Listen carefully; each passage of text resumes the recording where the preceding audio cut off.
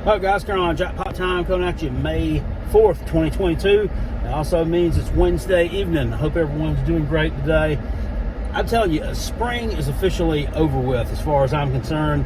It is just a little bit north of 90 degrees here in northeastern North Kakalaka today.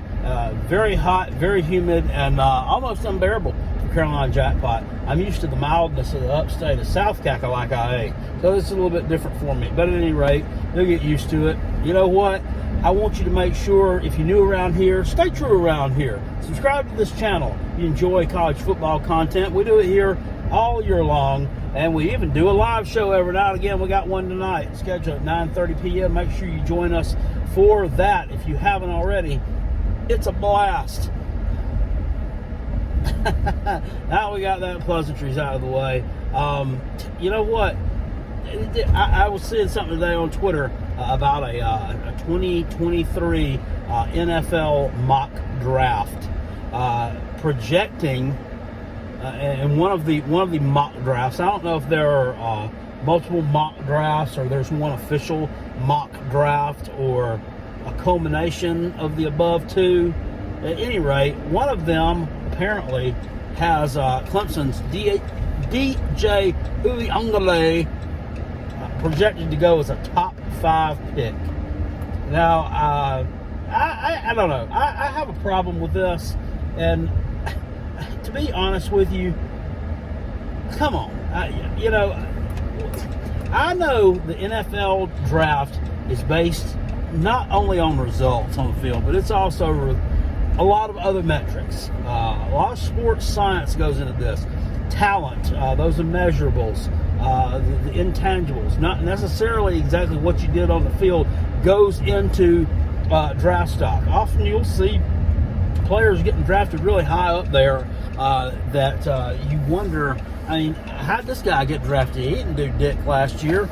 And then you see a guy who did do dick last year, made a lot of plays, get drafted way down the board, or sometimes not even at all. That's all got to do with their talent level and body style, body frame, I should say, and ability to do it at the next level. But the ukulele at a top 5 pick, I just don't know about.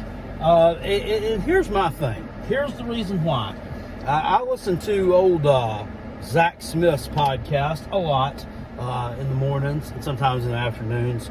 And, just talking Trent Dilfer, former NFL quarterback, talking about Trevor Lawrence, that he actually regressed at Clemson. He was the number 1 draft pick. He didn't win the Heisman Trophy, though. Of course, not besmirching Trevor's career at Clemson at all, but really, the last couple of seasons he was there, they kind of turned the dude into a big old tall white running back, didn't they? I mean, they really did. I mean, he didn't throw the ball as much. The last year he was there, and just kind of, I don't know. It just seemed like it was a different style quarterback to me, and I didn't really think about this, but Trent Dilfer says his Trevor Lawrence had regressed since he got out of high school. Regressed. You know what that means? It means the Taters don't develop quarterbacks.